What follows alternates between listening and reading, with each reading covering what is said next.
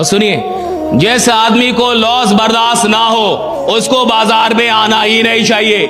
जिसको घाटा नहीं चाहिए उसको बाजार में आना ही नहीं चाहिए।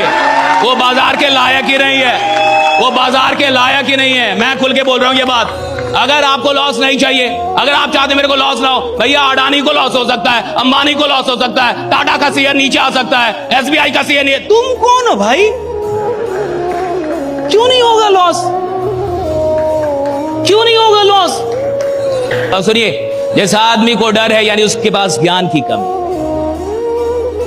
या तो वो जीवन का ज्ञान नहीं है उसके पास कि भैया जिंदगी है क्या, या तो जीवन का दर्शन बहुत अभी उसका वीक है, बहुत गरीबों वाला दर्शन है, और या तो उसको बाजार का दर्शन नहीं है। दो चीजों की फिलॉसफी आपके पास बड़ी स्ट्रांग होनी चाहिए, एक जीवन की और दूसरी बाजार की। एक तो जिंदगी का दर्शन बड़ा क्लियर होना चाहिए कि आप लॉस से डर रहे हैं, एक दिन आप मरने वाले हैं, यह निश्चित है। आप कोरोना में बच गए इसका यह मतलब नहीं है कि अब आप अमर हो गए। मरना तो तय है साहब, आप एक ना एक दिन मरेंगे, आप निश्चित मरेंगे। भले आपको लॉस हो ना हो लेकिन मरेंगे जरूर आप। भले आप कितना भी प्रॉफिट कमा ले लेकिन मरेंगे आप।